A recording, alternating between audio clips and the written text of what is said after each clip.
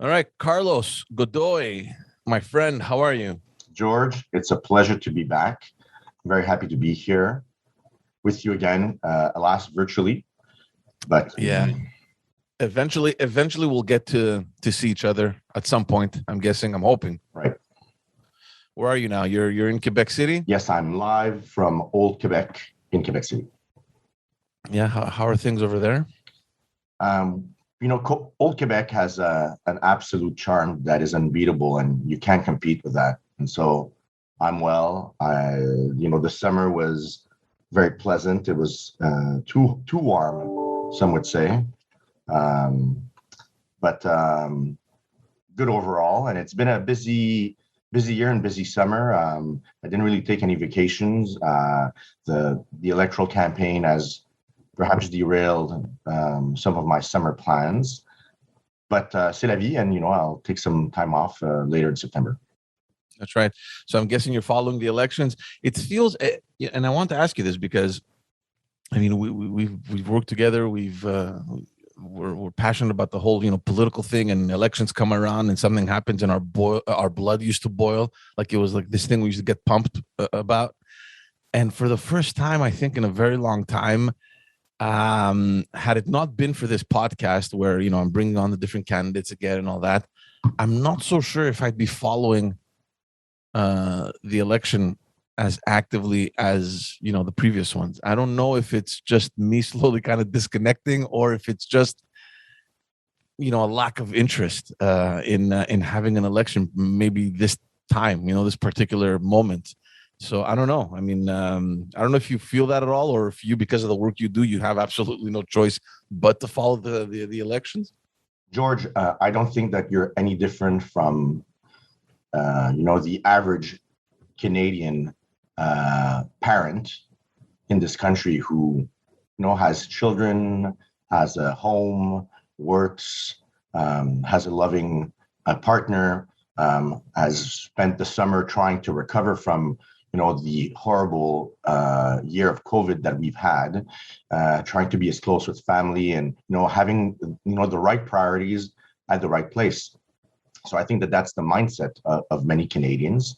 And even though you are different in the sense that you've been a candidate to an election and you've been a policy advisor for many years, Jean Charest used to say that before politics, there's life. And so I think that what you are feeling is a reflection of what Canadians are feeling overall. Yeah. As for my part, I'm single, I don't have any children, and I'm a professional lobbyist. And so, yeah, I wake up and I have politics with my cereal in the morning, and I go to bed right after having politics with my last drink at night. And so that's the difference. Yeah. Yeah, no, it's you have no choice. I mean, you're dipped in it, and at some point, I'm imagining people that are in your profession.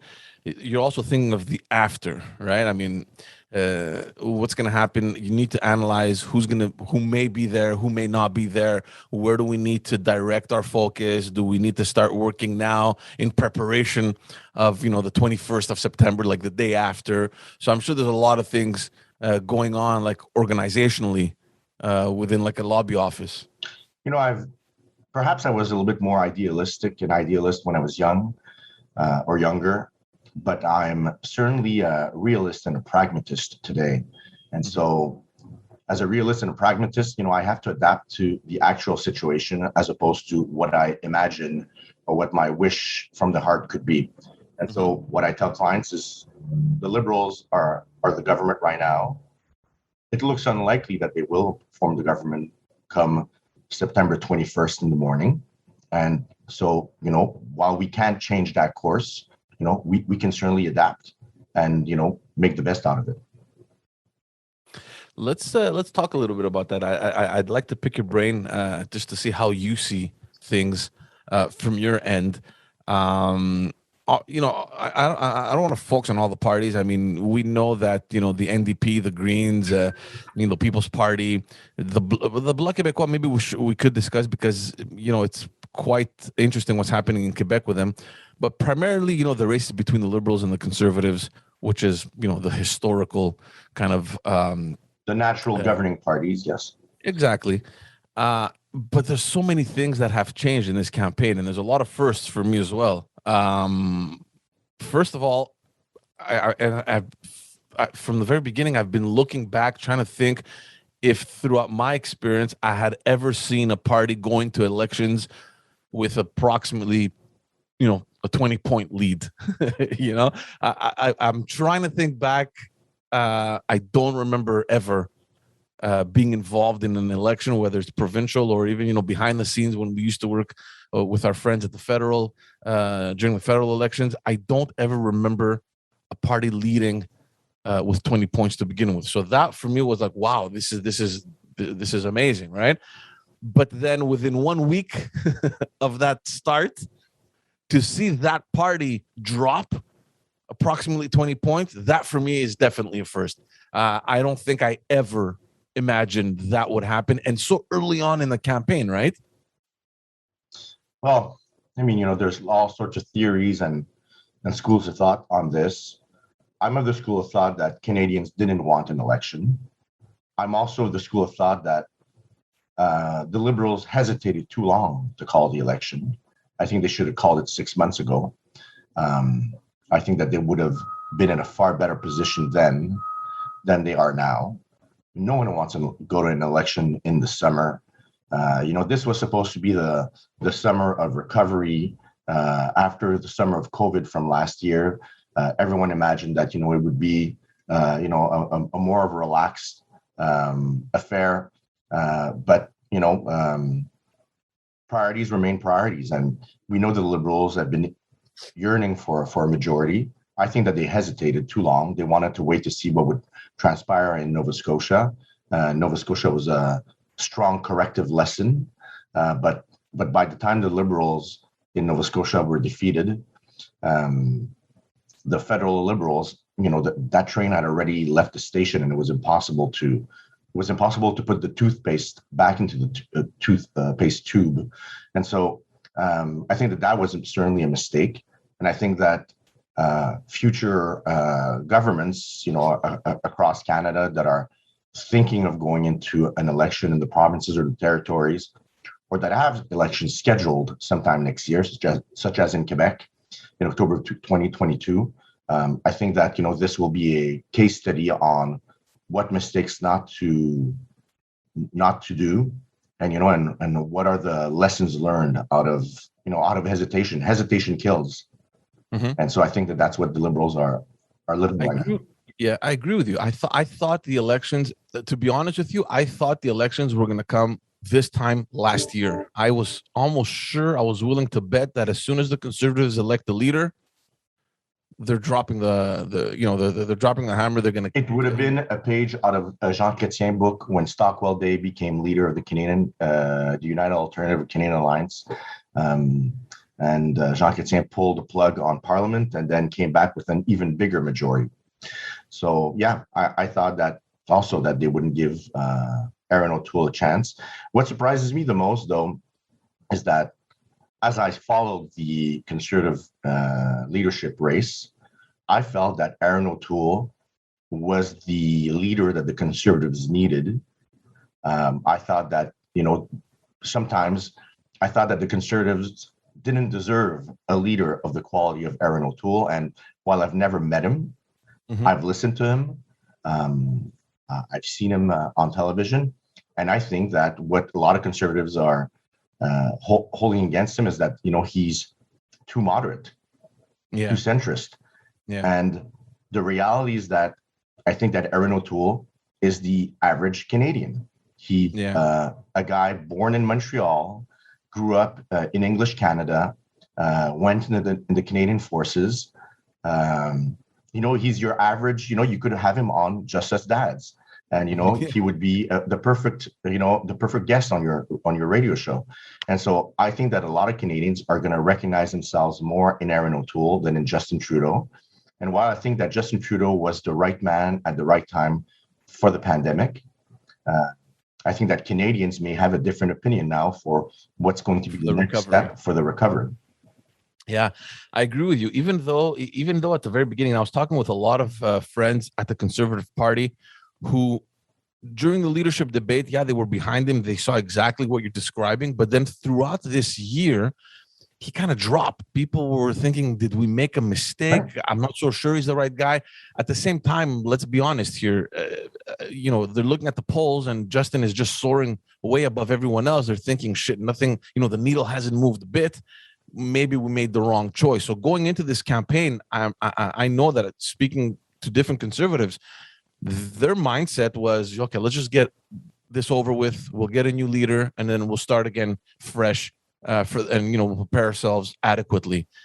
Things have turned though now. And it's funny how things change, and that's why I'm amazed, because for this to switch within a week is incredible, and there's still a lot of campaigning left to do. I mean, we have almost 3 weeks left, so anything could happen. Okay, you reduce the gap now. They took the lead. They're about 4 or 5 points ahead.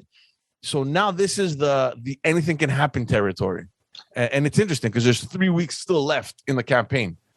Members of the Conservative Party of Canada are not Canadians at large. They don't represent the entirety of population, so they're a small, tightly knit family. And I think there was a lot of inside baseball going on about Erin O'Toole. Did we make the right choice? Is he going to be a chief of transition, a leader of transition? And I think that when you're in a party like the Conservative Party, with 2 previous leaders that were sternly and robustly to the right and to the social right, I think that, of course, those members were probably shocked to see, a lay, very socially progressive candidate win the leadership. And, probably asked themselves a lot of questions, did a lot of soul searching, looked to God for some guidance, perhaps even. And, but again, it's a microcosm that is not representative of, Canadian mood or Canadians as a whole. And I think that Erin O'Toole, again, like I said, is the best thing that happened to the Conservative Party. The problem is that Conservatives didn't know it until very recently, until maybe last week. Yeah. No, I agree with you. And they may not. And many of them, in a potential hypothetical Erin O'Toole government, many of them, may have voted for him, by pinching their noses, and many of them, will most likely be unhappy if he rises in the House to vote against a motion or a bill reopening the debate on abortion, as if there was ever need to be an opening or any debate on abortion or on same-sex unions or other socially progressive measures of that nature, which I think, Canadians are completely past those conversations. These are things of the past. I think that many of those, hardcore right-wing social conservatives, may be unhappy with their conservative leader and potential prime minister, but c'est la vie. It's interesting that you bring this up, because I was wondering, how is it possible for Justin Trudeau to bounce back? I mean, this isn't a campaign, and I'm going to repeat myself. This isn't a campaign where they started kind of neck and neck, and now, there's a slight advantage for O'Toole. I mean, the guy dropped over 20 points. I mean, if you look at that and the drastic period, like in 1 week, so rapidly, to me, it's an indication of just a loss of momentum. So I'm not so sure if the Liberals can bounce back at all. I'm not so sure how much higher Erin O'Toole can go. I mean, we'll see in the coming weeks.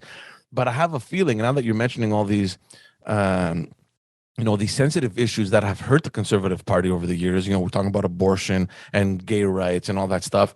I was reading an article yesterday, I think it was in the National Post, where someone on the inside, they have some sources on the inside saying that Justin Trudeau is preparing a full frontal attack on abortion. He's going to bring all that baggage back out because he knows that it may hurt. It feels as though this is what they need to be doing now to hurt the Conservative Party so that we can kind of gain some ground again. Do you think that there's any possibility that they're going to go that route, or they're going to just continue hammering on, the management of COVID-19 and the post-pandemic strategy. Many a government was defeated, by only touting their record to the electorate. And so, of course, you need to present fresh new ideas, or you have to define your opponent in such a way that they're going to be so unpalatable to the public that they won't vote for them. And so tonight, September 2nd, is the first French debate on TVA. Yeah. And I think that, for Justin Trudeau to gain points tonight, he needs to paint Erin O'Toole as a wolf in a sheep's clothing, who represents a hardcore group of right-wing social conservatives, religious zealots that will while he may vote against himself against abortion, many members of his caucus are for reopening of the abortion debate. Many members of his caucus don't believe in climate change. Many members of his caucus voted against a bill that would ban conversion therapies in Canada for LGBTQIA2 folks, such as myself, who portraying him as a dangerous Andrew Scheer 2.0, but just slightly prettier.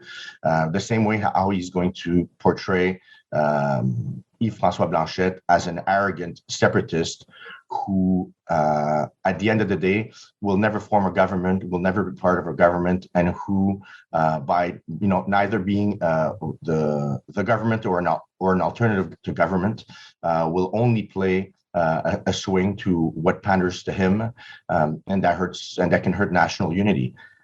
He's going to portray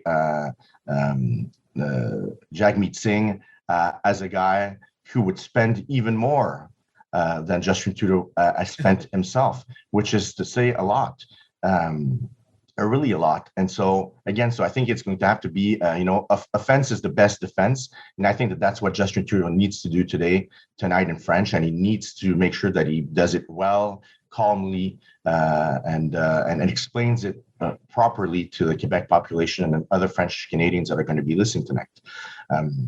There was on Sunday, Radio-Canada had a panel with all 5 leaders in front, one by one, in front of 3 senior reporters from Radio-Canada. And I think that was the best format ever. I loved it too. Yeah, sincerely, I had not listened to interviews or to an elections TV show that was so coherent, so clear. People had an opportunity, candidates had an opportunity to tell their story. They had an opportunity also to have their feet held to the fire about their record, about their positions, etc. And all of them got hammered on a number of things, all equally. And I think that they all did well. It was hard not to do well. Annemie Paul, unfortunately, was the one that, I think lagged the most behind, not only by virtue of the fact that she wasn't there in person, but also that she couldn't name one of her candidates in Quebec, which is quite sad. But again, Annemie Paul started off, and with lots of holes in her boat and taking water from the get-go. So it's not her fault. But everyone else did extremely well during that setting. And so that's where I think that Justin Trudeau needs to bring his opponents. He needs to corner them in that sort of position. But at the same time, he's going to take a lot of, group fire from all 3 opponents tonight. And it'll be very interesting to see where that leads us and who comes out on top. Yeah, we're going to talk a little bit about the debate. I just want to go back to that drop there because, and I feel that this whole campaign. First of all, it's clear. I mean, he said it himself when he started the campaign that the central issue behind this campaign will be COVID-19 or is COVID-19. From the very beginning, they kind of drew their line in the sand and they said, this is where we stand. Mandatory vaccinations, vaccination passports, and then, the threats started coming, right? I mean, don't think you can get into a plane or a train unvaccinated. You're not going to, threaten the lives of the vaccinated. So that he positioned himself. I have a feeling that he politicized COVID-19, which I'm not so sure it was the right strategy. and I feel like he's pushing that as the ballot question. Do you think that backfired? Is it going to backfire? Um, what are your thoughts on that? Because it feels as though because that was the only element that was discussed during the first week, and that first week went to hell for them. So I don't know. And it's unfortunate because I think that, Justin Trudeau's government did fairly well managing COVID. Of course, they spent an astronomical amount of money, but, what was the alternative? Let people starve in their homes? Made no sense. And so between, a rock and a hard place, I think that they chose, the right direction. That being said, there's a great increase of animosity in this country and, and south of the border and everywhere else, as a result of, confinement, curfews, all sorts of decisions that, at the end of the day, weren't made in Ottawa, but were made in Queen's Park, and were made at the National Assembly, and in every other provincial capital. And so, Doug Ford and Chrystia Freeland, best buddies during the pandemic. A great bonne entente with the Prime Minister and many of the premiers. And so, a lot of the decisions that I think Justin Trudeau is going to be made to pay for during this election were made in the provincial capitals, and it's not necessarily 100% his fault. That being said, I think that there's a strong level of selfishness and of individualism that we are seeing in this country that we are not used to seeing. Est-ce que c'est un mot des temps? Is it something that we're going to be suffering episodically right now? Like Americans, I'm not exactly sure. When you were a kid and when I was a kid, some vaccines were required for us to make sure that we're healthy and we get to live healthy lives. And what was it? Tetanus,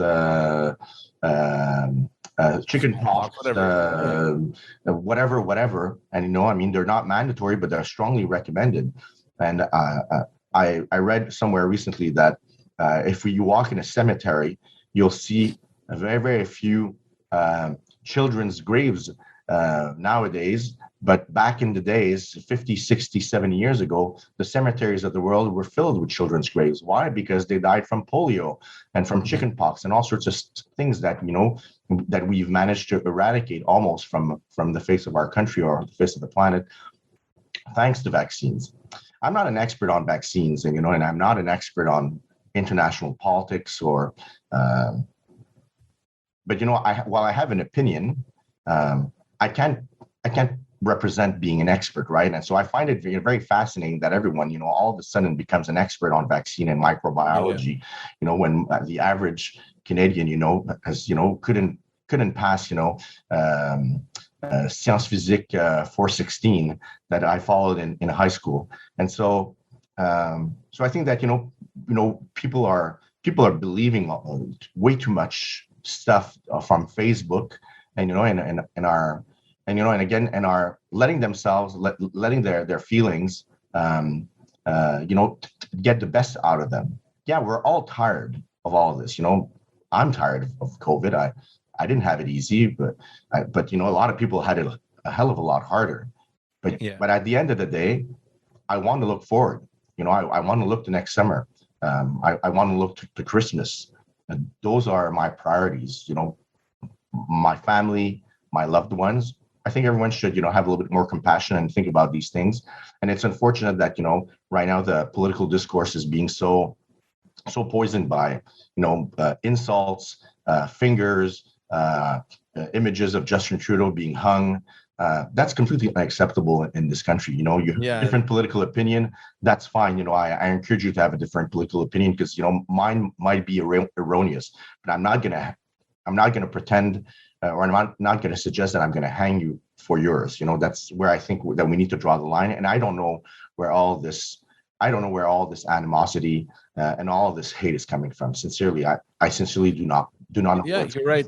There's a lot of there's a lot of vulgarity out there, right? I've never seen it, and I mean we've seen we've seen a lot of stuff. We've seen a lot of stuff. Yeah, exactly.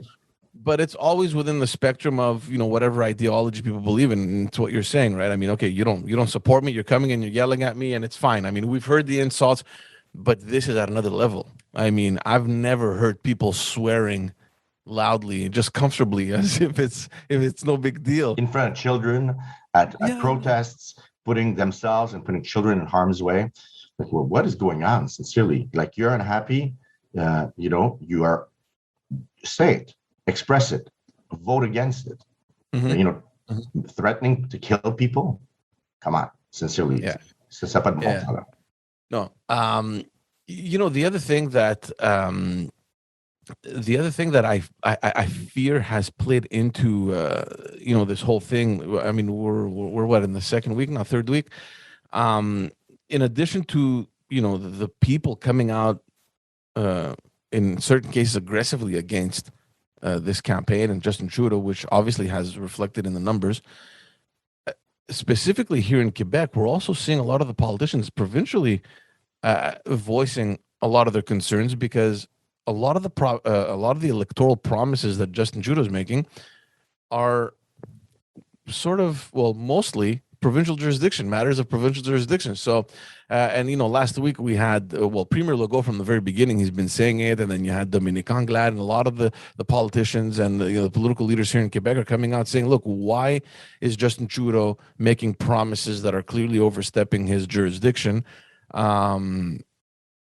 It's never clear if whether or not he'll be able to do these promises, to deliver them. Clearly he can't, because it's not matters of federal jurisdiction. Like, how are you going to hire thousands of doctors or medical professionals in the long-term care facilities?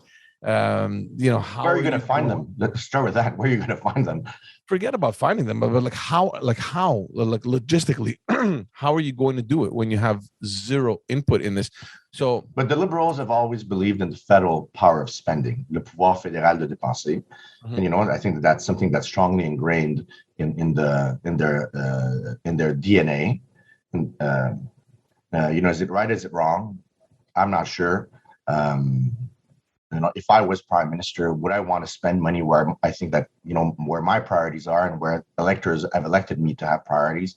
The answer is probably yes. Federalism, though, is an odd beast, especially our Canadian brand of federalism. And we have to, we have to see provinces as partners. And where there's a will, there's a way as well. And so if the federal government made available money for a specific initiative and gave it to the provinces and let the provinces roll it out, then I think that's federalism of cooperation. Mm-hmm. We all understand that, Ottawa is where all of the money is. And, the pandemic has demonstrated it when Justin Trudeau tells us all the time that the reason that, CEWS and CERB and all these programs were invented was that the federal government can borrow money at an infinitely smaller percentage than provinces or Canadians themselves.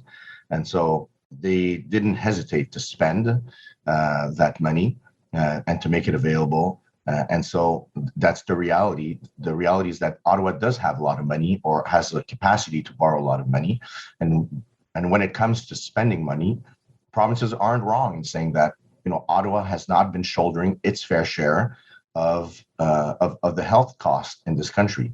Healthcare delivery, while being an exclusive provincial jurisdiction, is extremely, extremely costly. Mm-hmm. And in a population, in a demographic context where the population is aging very, very rapidly, and that we are not, and the elderly are living longer, and so the cost to our health system is far, far greater now than it was 50 years ago. Ottawa absolutely has to step up to the plate. And, we can't deny that everybody in Ottawa knows that this is the case. Why have they not been able, between the federal government, the provinces, been able to come up with an agreement on this? I don't know. Is it something that, again, sometimes governments and parties will save announcements for an electoral campaign, don't give up, everything from the get-go, keep some for the campaign, which is a strategy and it's a tactic. But at the same time, I think that that's where the real conversation should be happening. provinces and Canadians need more money to be invested in the healthcare system. We need, parity for physical health and for mental health at the same time. Now we are seeing today now that, everyone has a mental health, the same as everyone has a physical health, and taking care and nursing and making sure that both are on the up and up is equally important if Canadians are going to be happy, are going to be prosperous, are going to be contributing to the economy and contributing to the well-being of others as well. So that's where I think that the real debate should be happening. The environment, of course, is another real debate, but, Canada, while, the second largest country in the world, we are not a huge population. And, I'm often concerned by, how much impact will our decisions on sustainable development and the environment and reduction of greenhouse gases, what impact will that have really on the world and on the planet?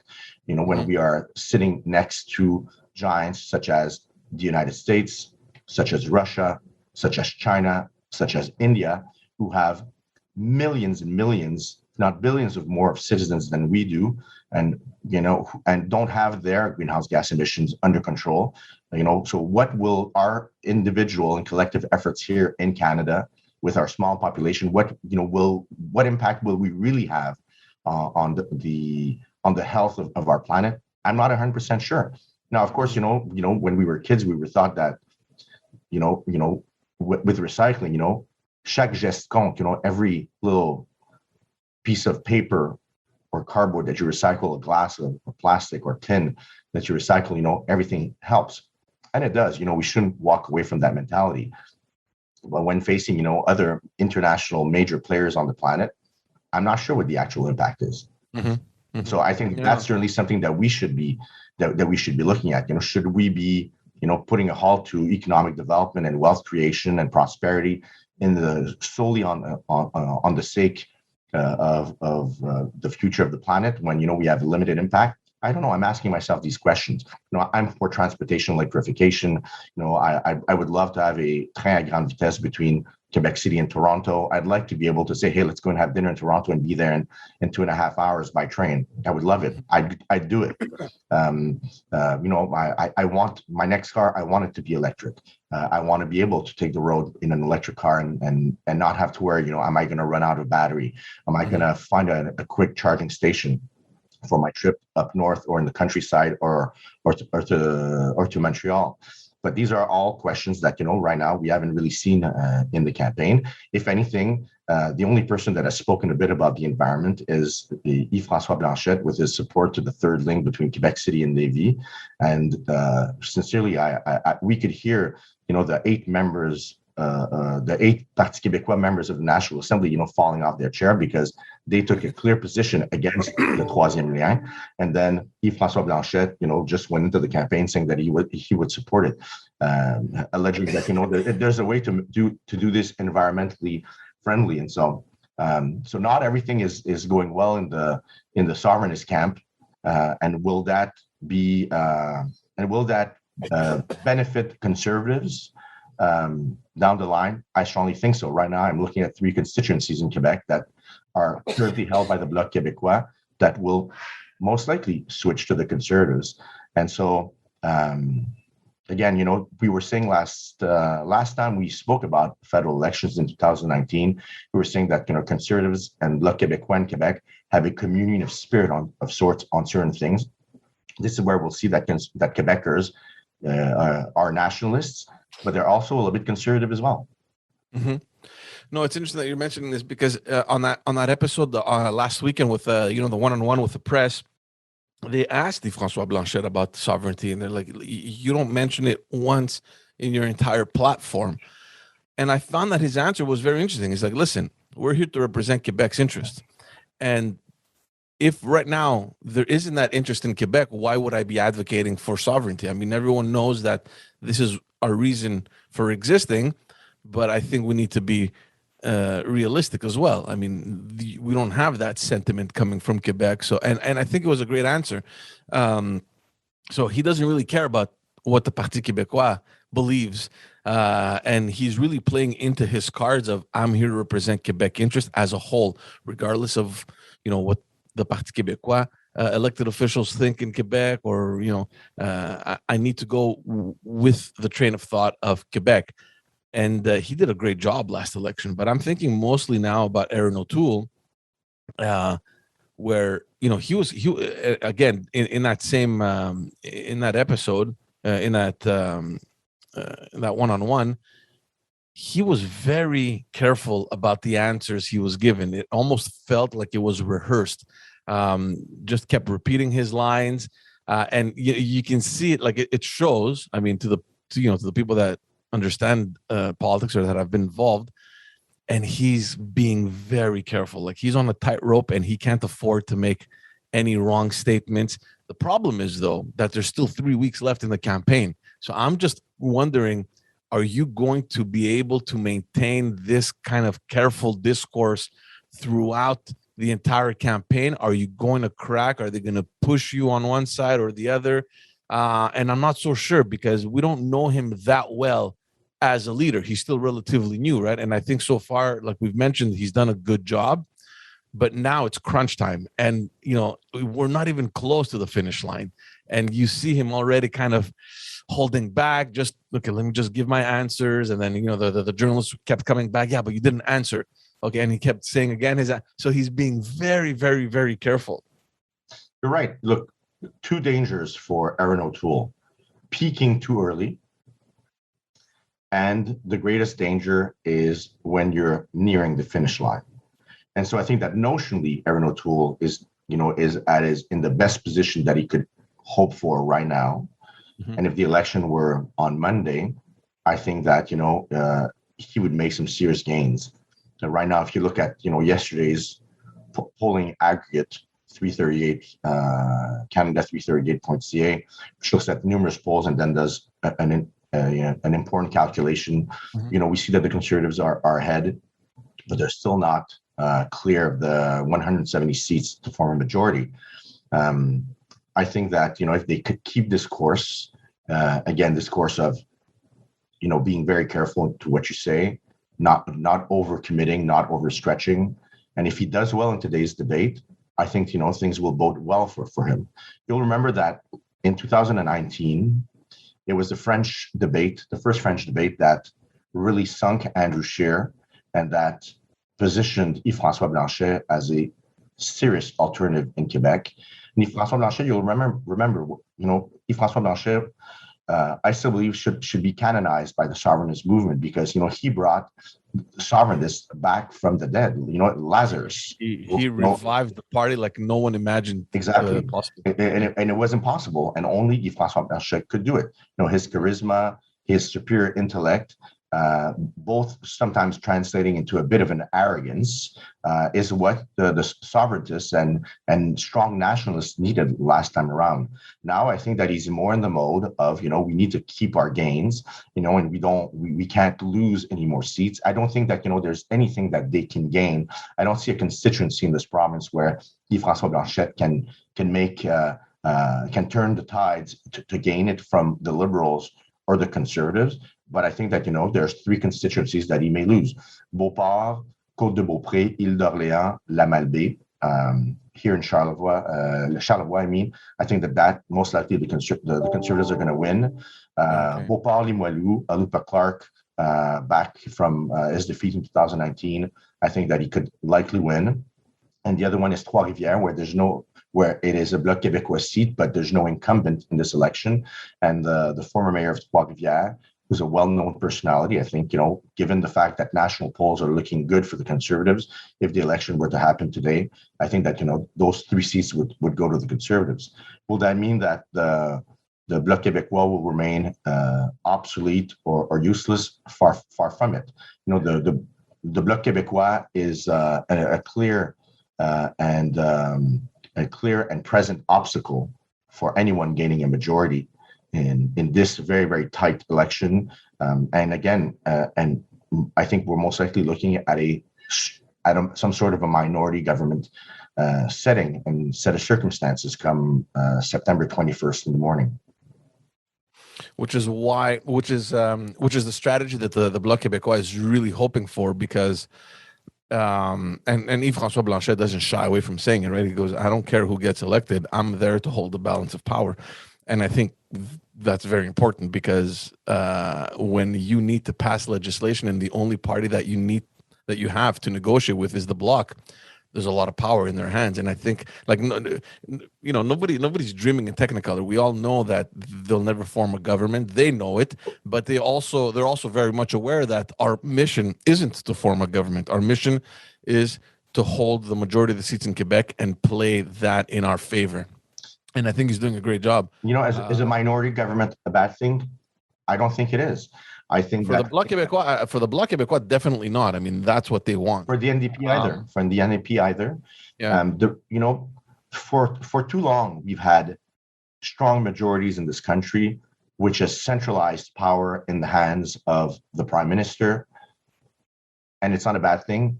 The Prime Minister, the Prime Minister's office, and the cabinet, and leaving members of Parliament, the proverbial backbenchers, as talented individuals whose contributions aren't really whose contributions aren't really sufficiently valued because they have to do what the Prime Minister's office and the Leader of the House and the Whip tells them to do.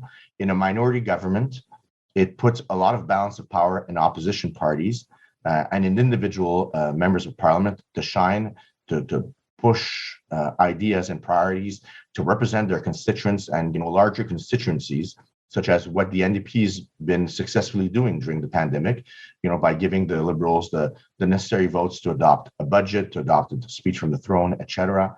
The Conservatives have also, played well their role, and as a lobbyist that does some federal lobby, but that does mostly some provincial lobby, I've seen many of my clients successfully have measures adopted that they've been pushing, not necessarily only to the government, but to opposition MPs that sit on important committees.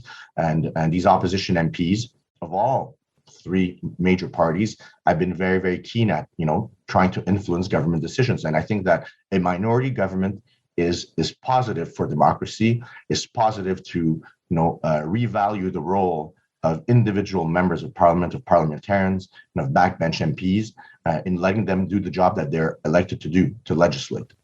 Right. Let's wrap it up, man. We're talking about the debate tonight, September 2nd. Who do you think is going to shine? Obviously, this is just speculation, right? We don't know. Who do you think is going to come out on top based on what we've seen so far? That is a really good question. I think, my personal feeling is that Erin O'Toole is going in there with the most to gain. I think that Justin Trudeau needs to be appear accessible, reasonable, and not disconnected from the average Canadian. I think that Yves-François Blanchet needs to demonstrate that a strong Quebec presence in his Bloc Québécois caucus is going to be to the greater benefit of Quebecers. And I think that Jagmeet Singh has nothing to gain and nothing to lose, really. There's only one seat, one NDP seat in French Canada. And you have Ruth Ellen Brosseau now that's back in the picture, and it looks kind of favorable for her over there. I'm not sure that's, I'm not sure that, it's a win for her yet. My ears to the ground tell me that she's very, very appreciated. It was a lot of people were disappointed that, she did not win last time around. But I don't know. I think that, it's too early in the game to tell if she'll have a real impact. I'm not sure that, it'll be, I'm not sure the national campaign of the NDP will have an influence in Berthier-Masquinongé. I think that, it's the Ruth Ellen Brosseau factor. It's going to be she's going to have to knock on as many doors as possible and shake as many hands as possible as well. And so I think it's still too early to tell. But, I know that, a lot of people appreciate her in Berthier-Masquinongé, and a lot of people wish to see her back in the House of Commons. It'll be interesting to see what happens, what comes out of this debate, man. Again, the dynamics have shifted so much I was left speechless a week ago. I was like, what is going on? And it's interesting, like we said, because it's still very early on in the election, and there's so much room to play now. It seems as though with the drop of the Liberals, well, not every party, but at least the Liberals, the Conservatives, and the Bloc. And specifically in Quebec, we're talking about. They seem to kind of be now on an equal playing field, and everything can happen for each one of those three parties. But even the NDP, I don't know how much ground they can potentially go get in Quebec, but I'm reading that in Ontario they seem to be doing well. Yeah, British Columbia, Ontario, I think that they're polling pretty well. I think that a lot of the social democracy and compassion sort of discourse from Jacques Meeting is getting some traction. When in our system where it's the one that gets the most votes will get, pass the post, wins. Sometimes the NDP and the Liberals are going to be both lumped together, and they're going to be splitting that same pool of critical pool of electors, leaving in some cases, an open way for Conservatives to squeeze themselves in, or in some cases in Quebec, letting the Bloc squeeze themselves in as well. And so, sincerely, I think that anything can happen at this point. But if you look at, the voter intentions and the likeliness of, Liberals forming the next government, those numbers are fairly eloquent. We're seeing that, Liberals have less of a chance now of forming the government than the Conservatives do. Does that mean that, it's a done deal? Absolutely not. Let's see what tonight brings.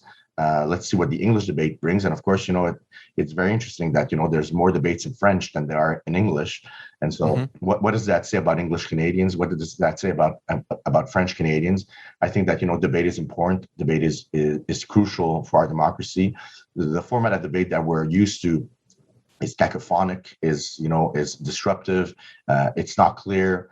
It's a screaming match sometimes. And I don't think that, democracy is well served by that. But the interviews that RDI on Radio Canada gave with the leaders, with difficult questions to answer by senior seasoned reporters. In fact, I think that's absolutely the best format that we can hope for, and I hope that that's something that's going to move forward in the future. And I wish CBC News World would do the same thing as well, because Canadians deserve to have answers to their questions.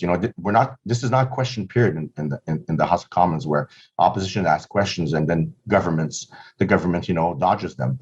Canadians want answers to their questions. They want to know what's the plan for the future, for the next 2 years if it's a minority government, or the next 4 years if it's a majority. And I think that we're at an important moment in our history where we're dealing with a world pandemic that's we hoped would be on the tail end now. There's been the Afghan crises, there forest fires, floods, natural disasters, energy questions that need to be answered, and there's no right answer to what's the best way to transport Canadian energy products, and what are the sources of those energy products as well. Those are serious questions that I think that Canadians want to have asked and want to have answered. And also Canadians want to make sure that, they themselves and their neighbors, will have jobs, and their children will have jobs that are well remunerated with good conditions. And there's a shortage of skilled workforce right now in the country across all areas of business. And so those are, in my opinion, the real questions that need to be answered. I hope we'll get some answers tonight and during the next 3 weeks of the campaign. Dude, thank you so much for coming on, man. I know that you're busy, and for taking this time just to come on and give your knowledge and your sage advice on certain issues means a lot. I do appreciate it, man. It was a pleasure speaking to you, George, as always. I look forward to speaking to you again, and the best of the family and to your listeners.